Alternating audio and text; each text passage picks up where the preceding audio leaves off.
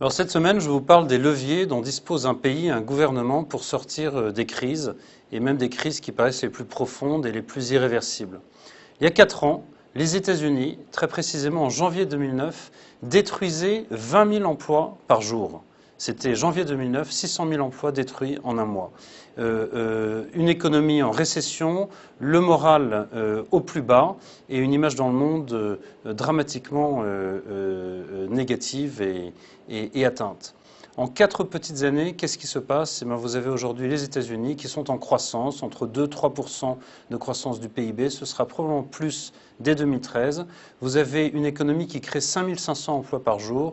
Vous avez les 2/3 des jeunes de 18 à 29 ans qui pensent qu'ils auront une belle carrière, une retraite, etc.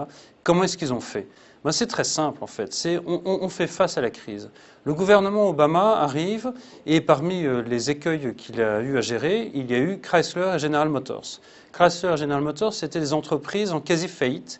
Le gouvernement Obama les nationalise, mais les syndicats, les entreprises, les salariés autour de la table, un accord est conclu, divise quasiment par 2 les conditions de salaire des ouvriers et la machine repart.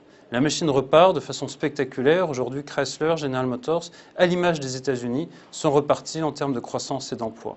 Qu'est-ce que fait encore l'administration Obama aujourd'hui pour qu'un institut comme l'Institut Aspen estime que près de 4 millions d'emplois industriels vont être créés aux États-Unis d'ici à 2025 ? 4 millions d'emplois. Comment il fait Obama? C'est très simple. Il baisse les impôts sur les sociétés. Le taux d'impôt moyen des sociétés aux États-Unis est de 35%. Il dit on va le baisser à 28% et à 25% pour les entreprises manufacturières. Bon, il y a d'autres différences sur lesquelles les États-Unis continuent de jouer. Le taux de prélèvement obligatoire en France est de 46%. Aux États-Unis, il est de 20 points inférieur.